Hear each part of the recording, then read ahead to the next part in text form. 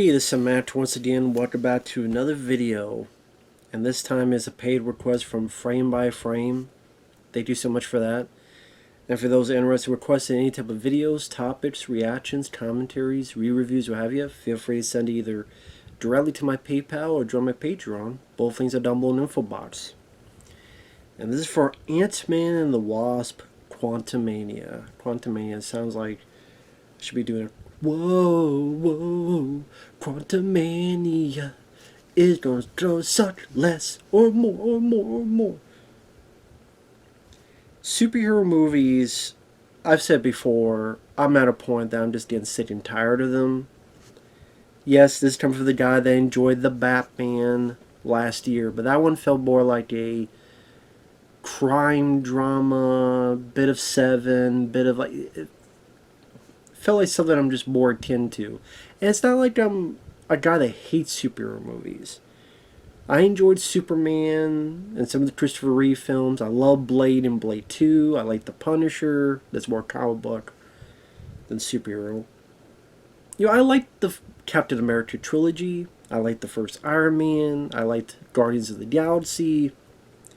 I even liked the first Ant-Man. I do. I like the first Ant-Man movie. I think it's fun. It's cute. It's entertaining. But whether because of the writers they've gotten, who are not professional, and I don't know what the hell they are, honestly. They get directors, and I'm sorry, Peyton Reed, maybe you should get another guy to direct this franchise. Maybe one was only what you're good for. Maybe because like the humor and the storylines, and it becomes either pedestrian or it becomes generic, or just you lose a lot of care, focus, and give a shit is when you watch a lot of these superhero movies nowadays. And it seems like finally audiences are also getting a bit worn out. For what I understand, you know, Black Adam box office disappointment. Shazam 2 not making as much money as they thought. This film not making as much money as they thought. The Eternals didn't make as much money as they thought. The Marvels didn't seem like anyone liked that trailer. Because let me put it this way. It's an old phrase. It's an old saying, I should say. You like cereal? You like that Fruity Pebbles, Fruit Loops, Cinnamon Toast Crunch? Okay, cool, you like it. But would you eat it every single morning? Or you don't, you know what? Let me have some scrambled eggs. Or let me have some bacon. Let me have some toast. Or let me have some pancakes. Let me have some waffles. French toast. Let me have some, some sausage.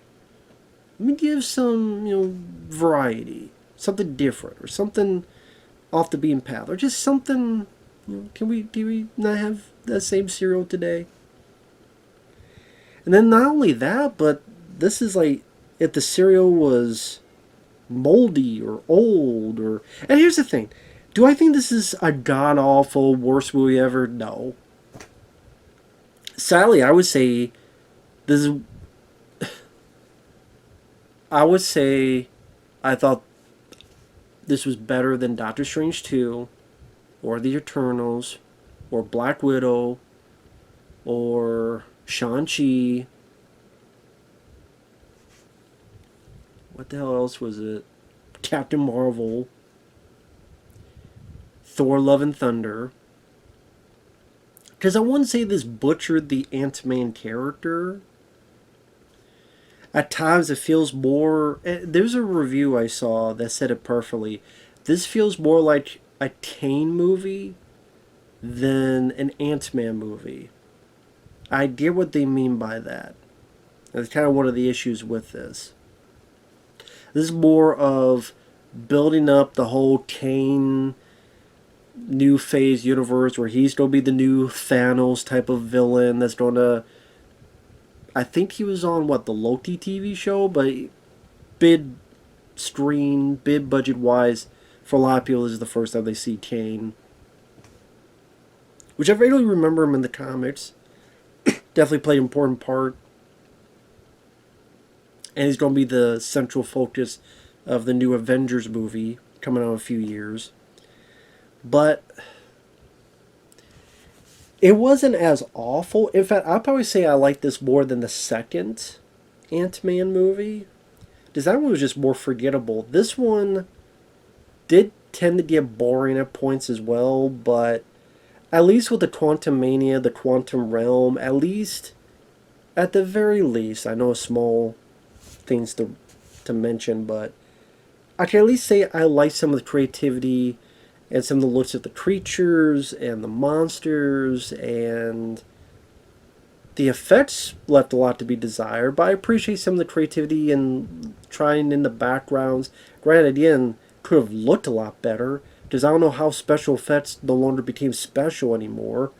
Just, they put so much more money in these films, but the effects look more bland and plain and not as awe-inducing. I don't know what the deal is. What the fuck is going on with that? You do get more Michelle Pfeiffer, which is a plus, because she wasn't in the second Ant-Man film a lot, so sometimes it feels more like her and Kane's movie. And in fact, part of me wishes this was just Michelle Pfeiffer, Michael Douglas, and Kane, and just let it be their movie. In fact, I think that would have been a better movie. And just leave Ant-Man and the Wasp at home. Just Michelle Pfeiffer used to be the Wasp. Michael Douglas used to be the Ant-Man. Just let them be it. They're older, but they have more experience and they have more knowledge and blah, blah, blah. They'd be smarter, maybe more clever, maybe...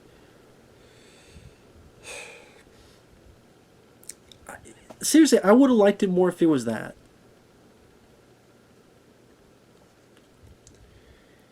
The film Paul Rudd, I like Paul Rudd. The Ant-Man character is kind of just... They have nothing left for this guy to do. There's no progression of the character. He feels the same as he was really at the end of the... Really from the first movie. He really hasn't changed much at all.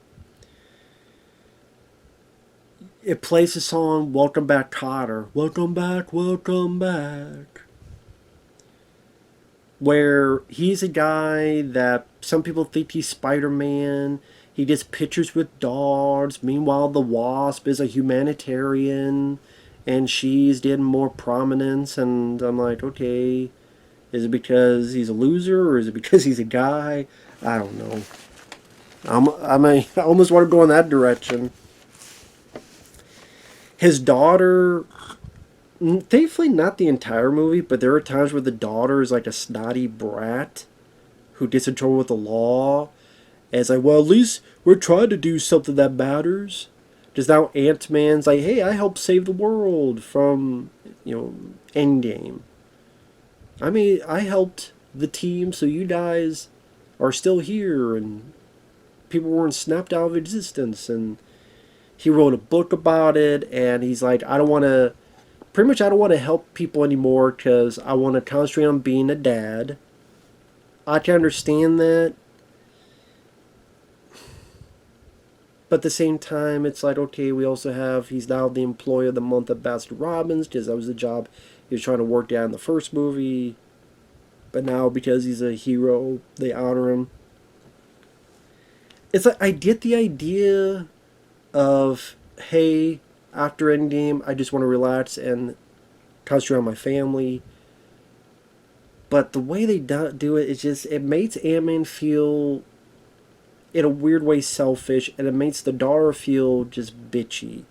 It's like, I get their points they're trying to make, but I don't think this writer's good enough to make them in a potent manner. This is also the same writer that, when I did the M.O.D.O.K, Jesus. Long story short, I thought this was a bad movie. I thought this was a bad film in terms of how it writes some of the characters. How halfway through I went, are we almost at the end? Oh shit, wait, we got an hour left? What the fuck? This felt like we were almost at the end of the movie, and we have an hour left, and it's a little over 2 hour movie. So I think it's poorly paced. I think some of the decisions, like M.O.D.O.K, what the hell they did with that character, mind-bogglingly awful. And this writer's like, "Oh, whoever disagrees with that, fuck you. No, I think what we did was right. I love what we did with that character. You motherfuckers." Yeah, very professional. And this is the same guy that's writing the next Avengers movie, the Kang Dynasty. I'm sure that's going to go over well. So, like I said, I get both perspective, Ant-Man, the daughter, but the way they're going at it, just, I don't know. At least we're trying to do something that matters, Dad. I'm like, remember Demolition Man? When Sandra Bullock and them are looking at old footage of John Spartan and he's tearing the girl. And the reporter's like, "How do you accuse blowing up this place with a girl whose ransom demand was only blah blah blah dollars?" And the girl's like, "Fuck you, lady. Good answer." I'm like, "Yeah, fuck you, lady. Good answer." Like, fuck you. God. Thankfully, she's not that way throughout the entire film, but hey, she's got her own suit now, and now she's a superhero. Because that's all it takes. And now she's so smart. That's another, like, they do go that thing where the women are so super smart, where the Wasp is a humanitarian, the daughter's so smart she was able to make a quantum realm telescope, but the dad is just, again, taking picture of people's dogs and is the employee Baskin Robbins. And I'm like, you ever heard of the word emasculation? I mean, I still wouldn't say they ruined his character. It still kind of fits with who his character was in the previous movies. It's just, again, there's been not a whole lot of progression of his character, so that was makes it seem worse. So the daughter made this quantum realm telescope and is sending a signal. Michelle Pfeiffer freaks out, goes, "You need to shut it off. It's too late." 5 of them get sucked in. Paul Rudd, the Wasp, the daughter, Michael Douglas, Michelle Pfeiffer. Paul Rudd and his daughter get separated from the others, and then it becomes like 2 stories. Paul Rudd and the daughter find these people, or they find them, and they're rebels. Meanwhile, Michelle Pfeiffer leads the Wasp and Michael Douglas to someone they could talk to, which happens to be Bill Murray. Now again, I can appreciate some of the creature like designs and visuals of those creatures. But like I said, the actual special effects just seem, I don't know, they just don't seem as, like I said, special anymore. They just seem,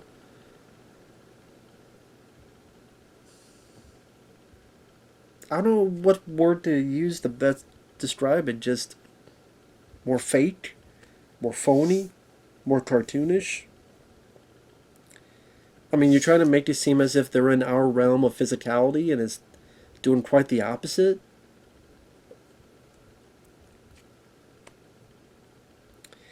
And it tries to have, humor in it where, okay, you gotta drink this ooze from this slime alien, but to talk to say, hey, do you understand it? Fine, great.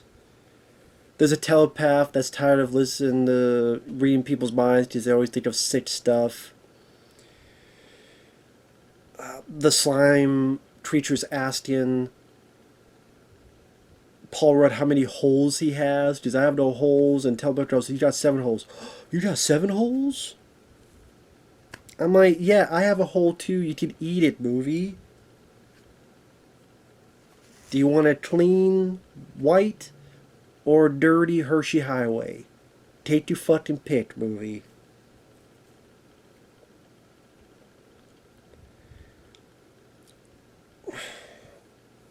So they deal with the rebels, and they mention how this guy, Kane, is the conqueror, destroyed their homes. Well, meanwhile, Michelle Pfeiffer sees Bill Murray, and Bill Murray's in it for like one scene. And you get the idea he had a fling with Michelle Pfeiffer and the daughter, Wasp. You. And Wasp doesn't do she does not do shit for most of the film. Once in a while she hits, or zaps a few people, but she really has nothing to do until the finale of the movie. She's pretty much off to the side for a film called Ant-Man and the Wasp.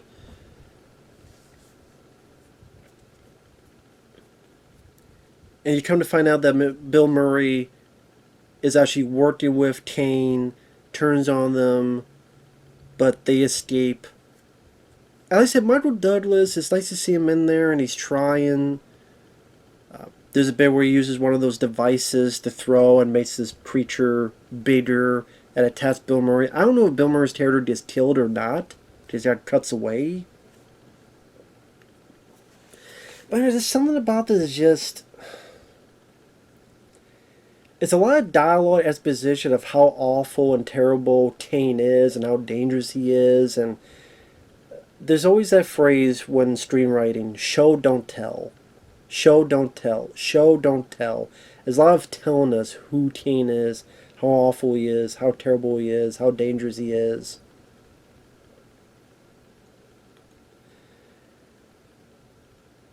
And it's just... I'm sitting there going, okay, this movie is not really as funny as it thinks it is.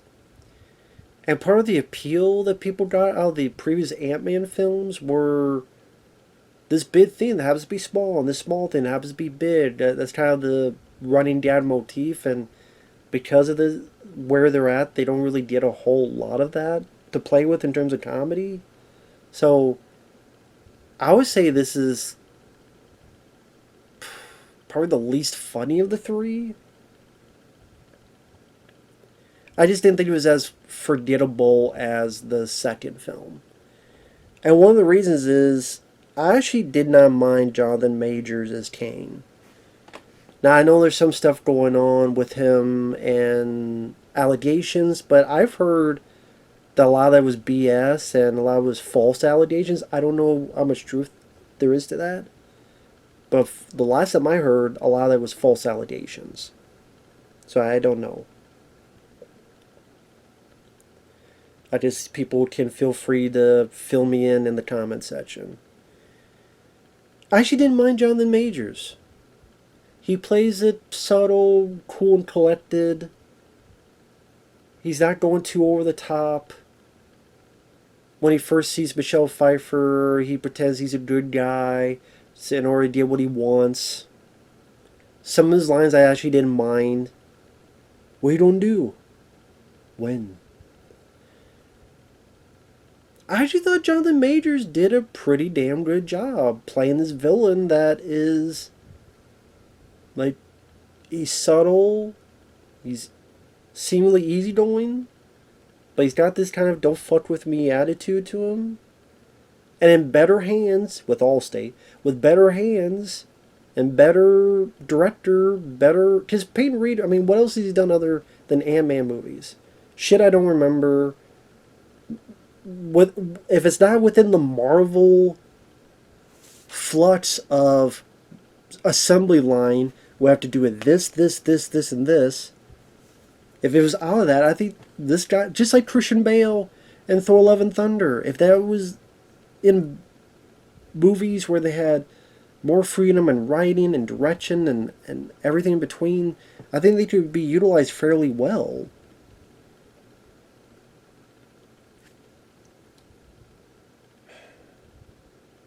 Because then it results in the Ant-Man and the daughter getting captured. Jonathan Majors says, I need this power core. It helped me get the fuck out of here.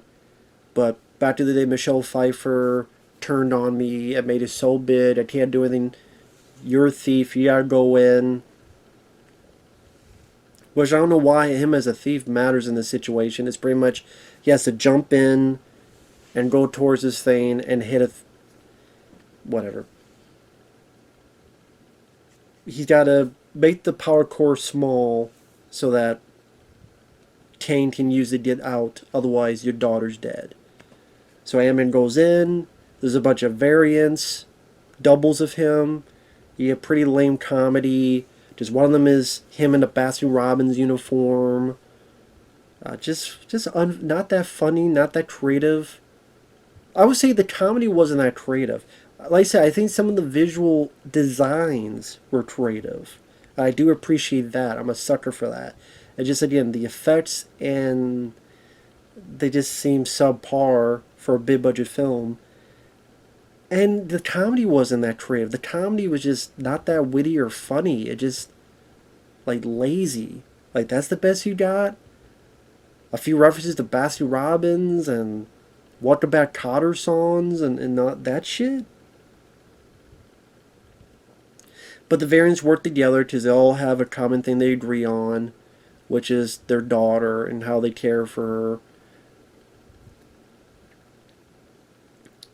But even then, now that I think about it, it didn't really matter because he shoots the thing and it doesn't work. It's not until Wasp gets there and then they both shoot it.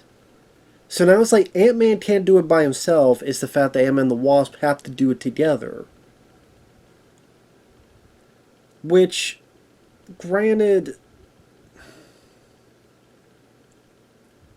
it doesn't make it where she takes all the glory and he does nothing. It's just trying to reinforce that thing that they could do it, but they have to do it together. That's more tolerable to me than She-Man roar and He-Man sucks. But I could see what people, if they think otherwise, I could see it. But they both get there. They both work together. But of course, Kane reneges on the deal. I'm like, okay, now we get into the third act. I'm like, oh shit, there's an hour left of the movie. Holy fuck.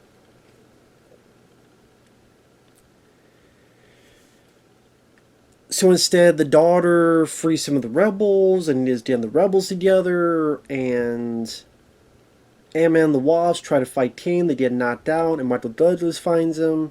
And then apparently, when they were sucked in, an ant farm of theirs was sucked in as well, and somehow they lived 1,000 years and became so civilized. They're smart and they could build machines and they could do all this, but they still listen to Michael Douglas's character, which I would think if they're that intelligent and they're now of their own free will, I still don't get how they're willingly listen to Michael Douglas, even to the point that it might cost their lives. They'd be like, no, fuck that, I ain't fighting for you, I got my own shit. You put me in a fucking farm. But for some reason, it's like, no, they're still going to listen to... I guess because of his power, I guess because of his deal, he can still deal with the ants. That's why. I haven't talked about M.O.D.O.K. I remember that character. I remember him in some animated films. I remember him back in the day. Mechanized organism designed only for killing. M.O.D.O.K. M.O.D.O.K. Kind of a villain that people took a bit seriously in the comics. A villain people remember. Total fucking joke. A total fucking joke. The shitty looking mask and the face revealed.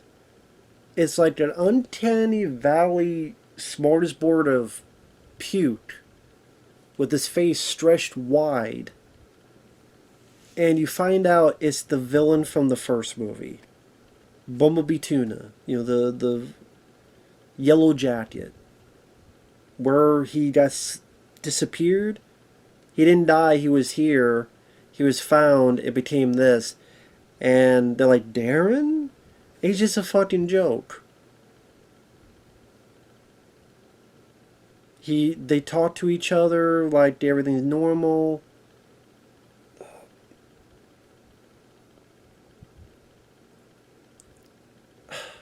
Then at the end they try to have like he's fighting the daughter and the daughter is able to defeat him. He's like, well, who am I? What am I supposed to be? And she's like, well, don't be a dick. And so when Kane has his force field, M.O.D.O.K hits the force field. He's like, I'm not a dick, and blows himself up to destroy the force field. I'm like, what the fuck is going on here?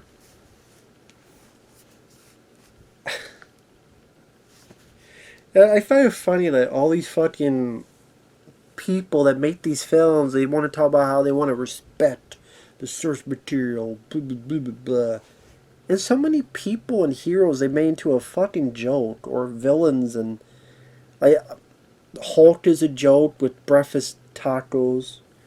Doctor Strange is a joke, especially in this multiverse of melancholy. Remember Iron Man 3, the villain? Nah, Ben Kingsley's just an actor. That was a fucking joke. Now this is a fucking joke. It's gotta be a fucking joke. All the rebels get together to fight Kane's forces, and Ant-Man's just giant man, pretty much just knocking a few buildings and trying to get the force field. Gets Wasp's help to go slam and break the big force field.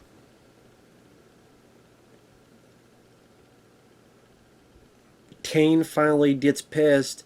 And I find it funny, like, they go from jokes of the slime guy getting shot at and going, I got holes now, and eating people.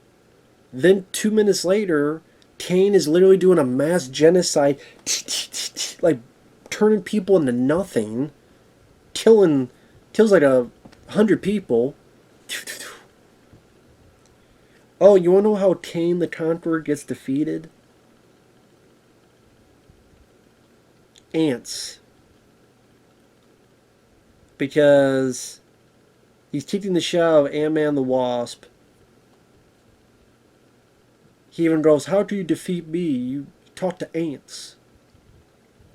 Then Michael Douglas arrives, and his ant army, civilized ant army, comes in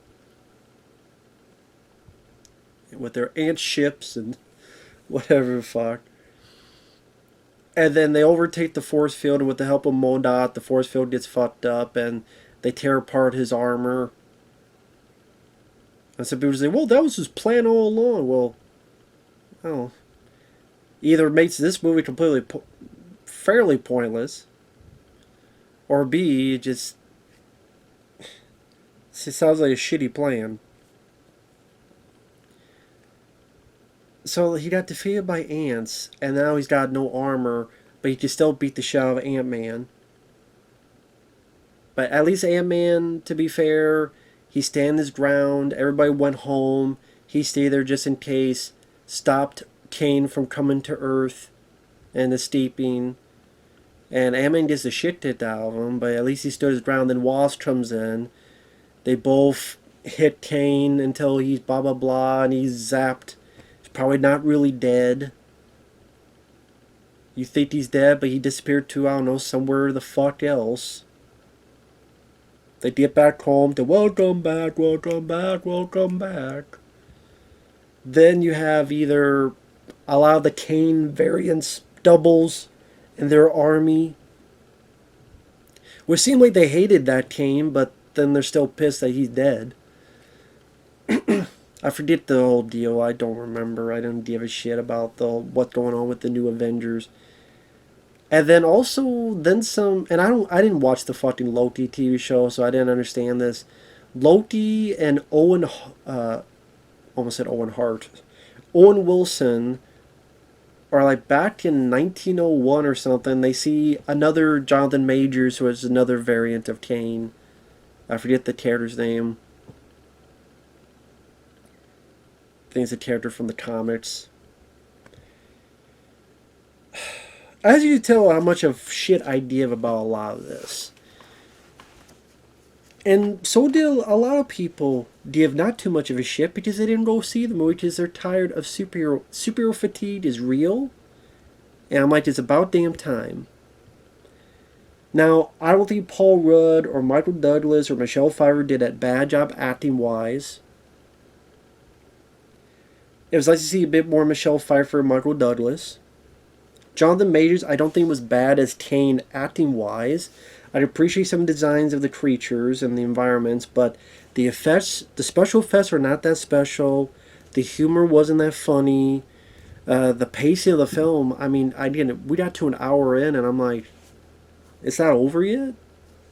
Kane, for a guy whose variants are going to be so much more potent later, it's still kind of weird that in this film he got defeated by a bunch of fucking ants. Smart ants, but ants. Wasp really had nothing to do until didn't that one bit where she helps Ant-Man and then the end.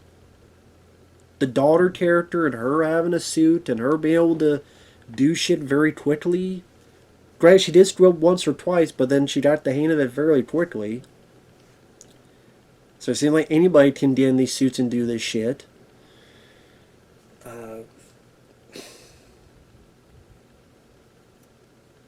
Bill Murray there for a one scene cameo, whatever.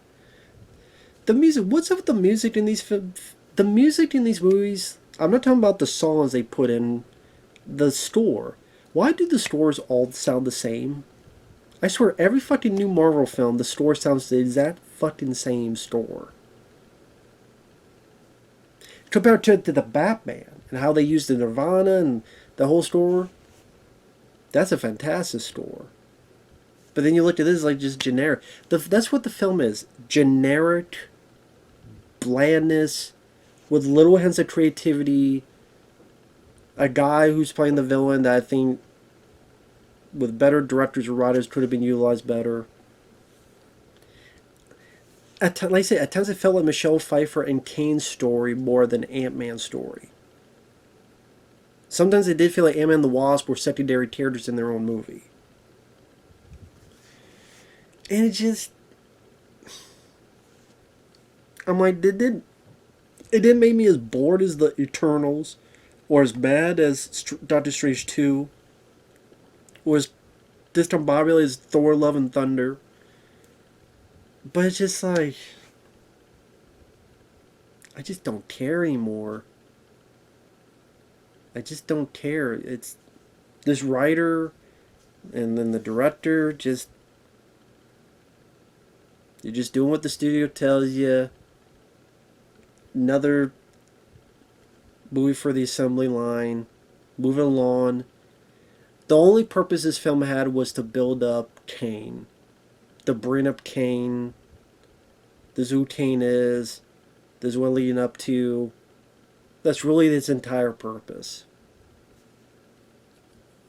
Does Ant-Man, like, as a character, what was his story? He's like, I don't need to help people. I already helped people enough in Endgame.